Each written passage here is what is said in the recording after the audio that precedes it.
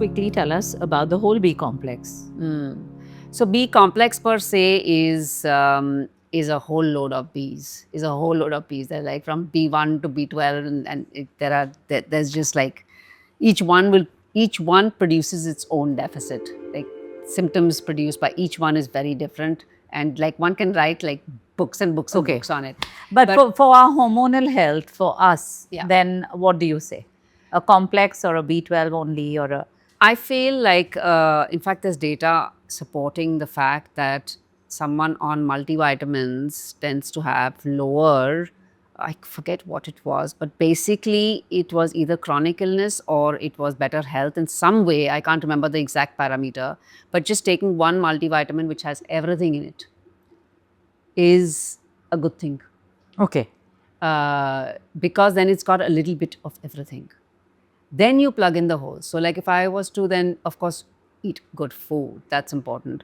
But if one is vegetarian, then there's a special challenge. So if I take a multivitamin that has a little bit of everything, and there's so many good ones in the market now, if one just takes one of those, but then checks their levels for certain levels, like B12 is a big one. Nerve conduction depends on B12. So B12, D3 measurable. The other Bs are not so easy to measure. So that's not something that labs do routinely. So you B12, D3, do that, and then take a multivitamin daily. Just stick to one daily. That's like a micro dose of Yeah. multivitamins daily. Yeah. Okay. What about K?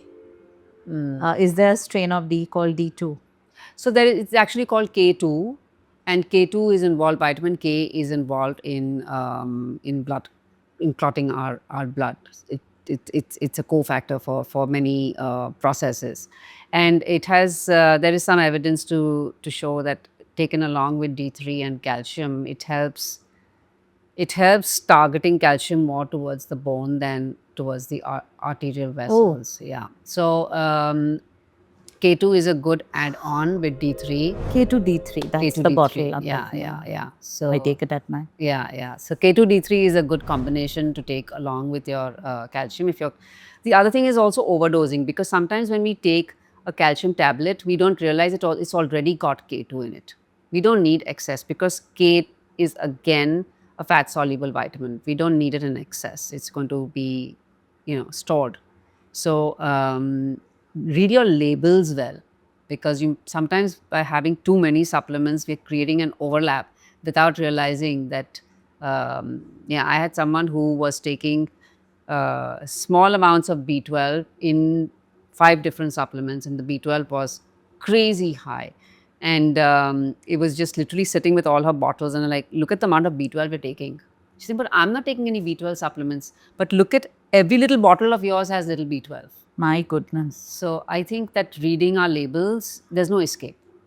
Everyone needs to read their own labels, because that's not something you're going to go to a doctor with. They're over the counter.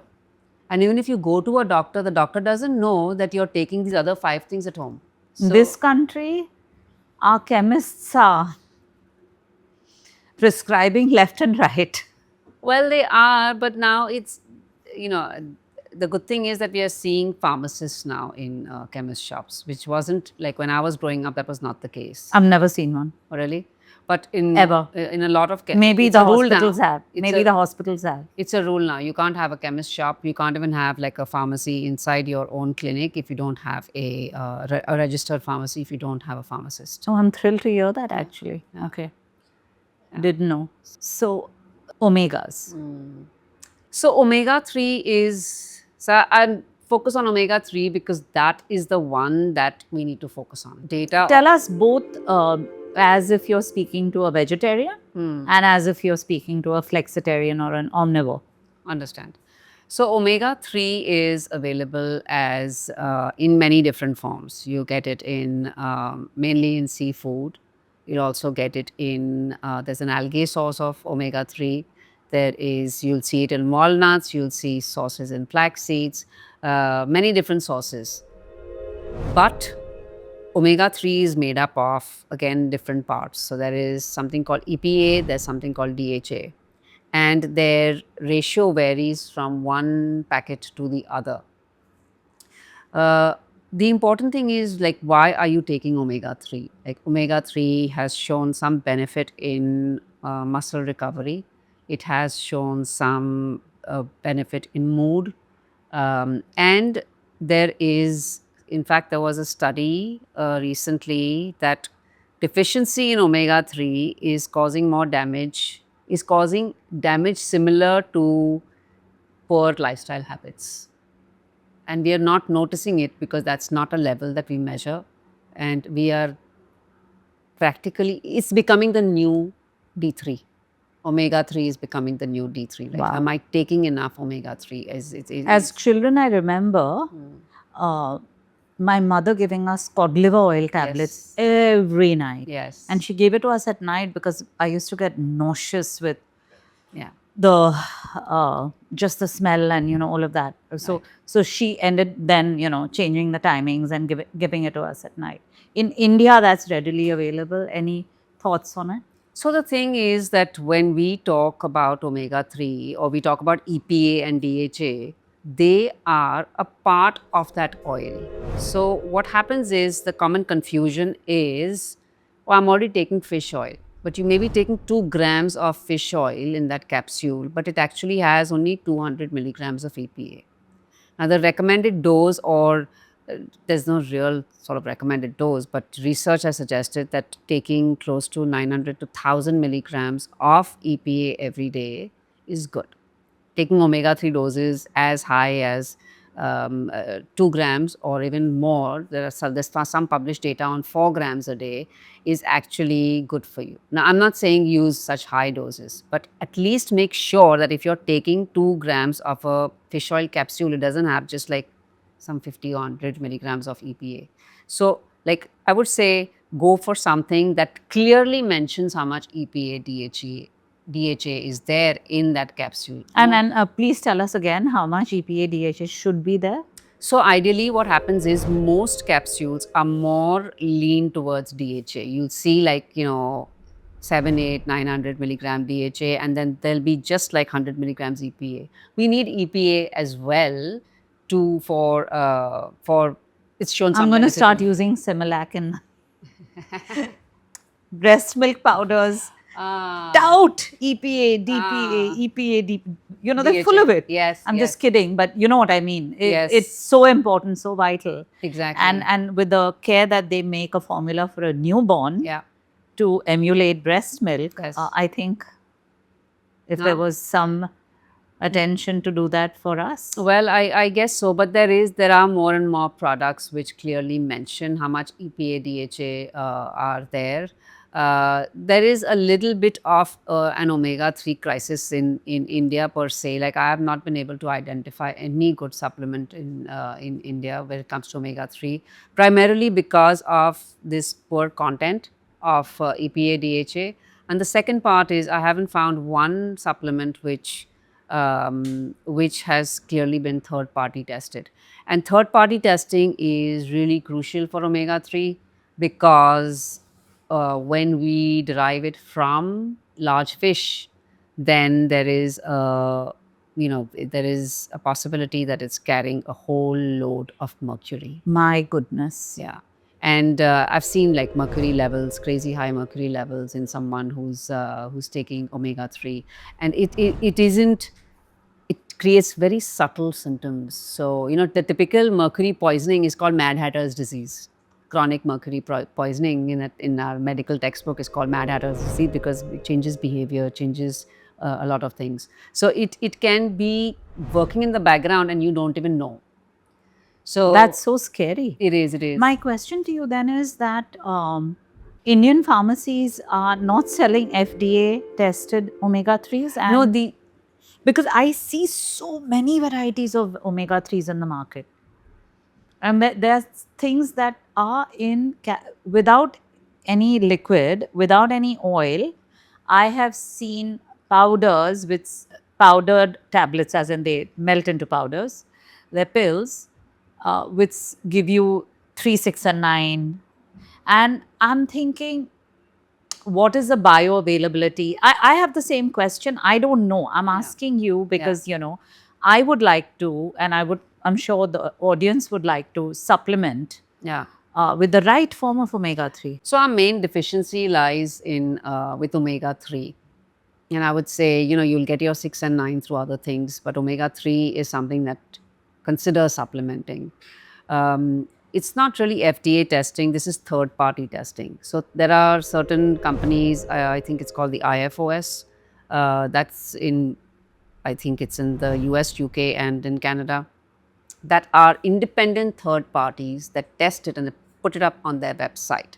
And then their mercury levels, in which batch were tested and whether they were normal or not. And I think that's like transparency. If a company is willing to get third party tested, then they are transparent about what the mercury levels are.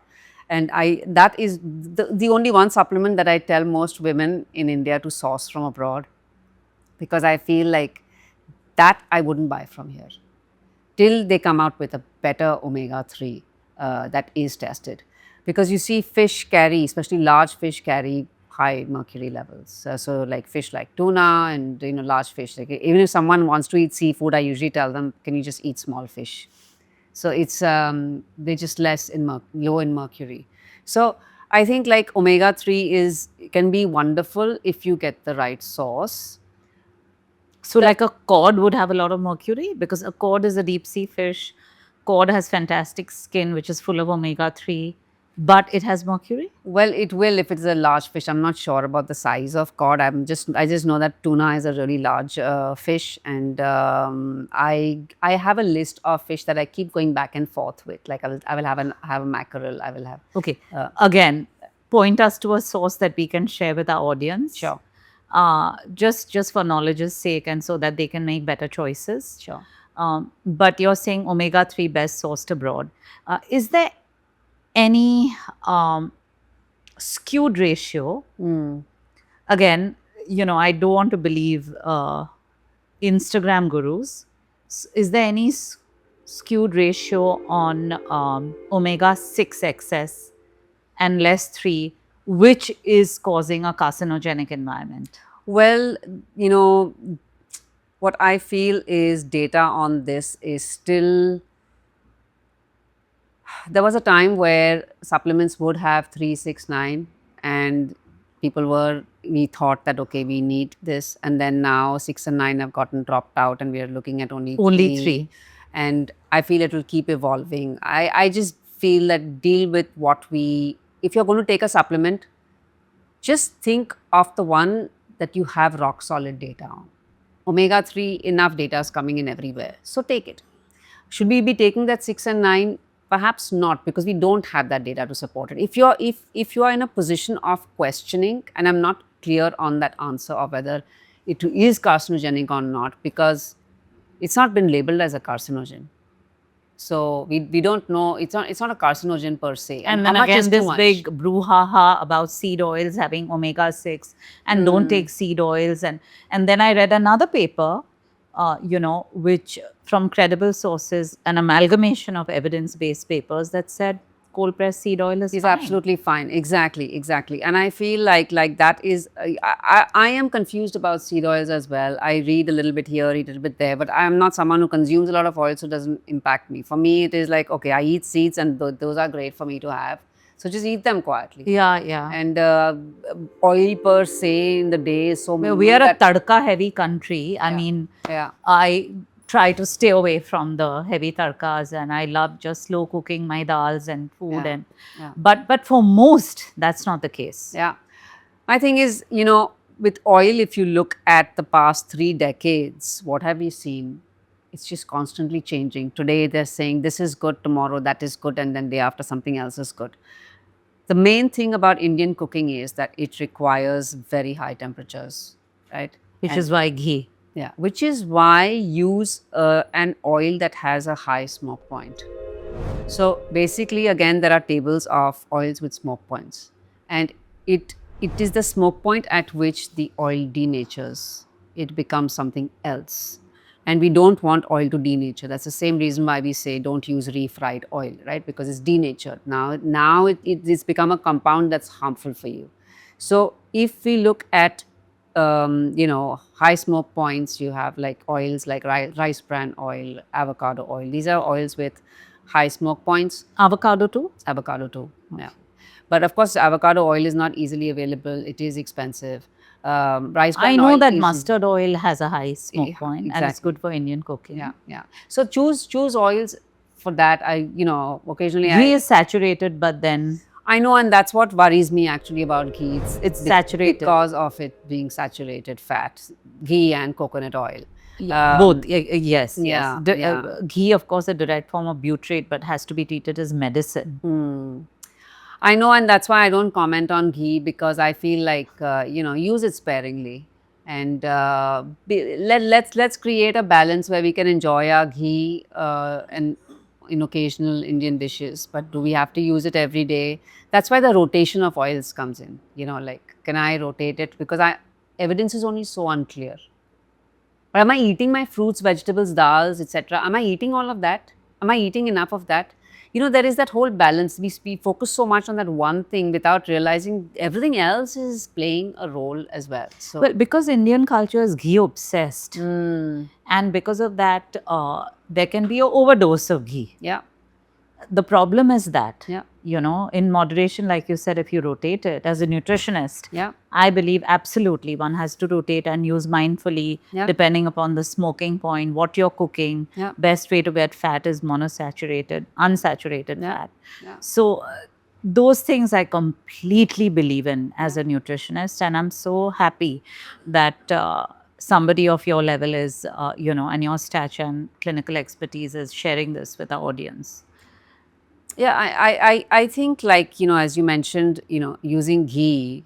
If I'm making khichdi once in a fortnight at my home, I want it with that ghee tadka. Does it mean I need it in my tea sabzi? No. So, you're absolutely right. We need to be a little more mindful about where and how much we're using. We all know excess is not great of anything. So let's just look at balance.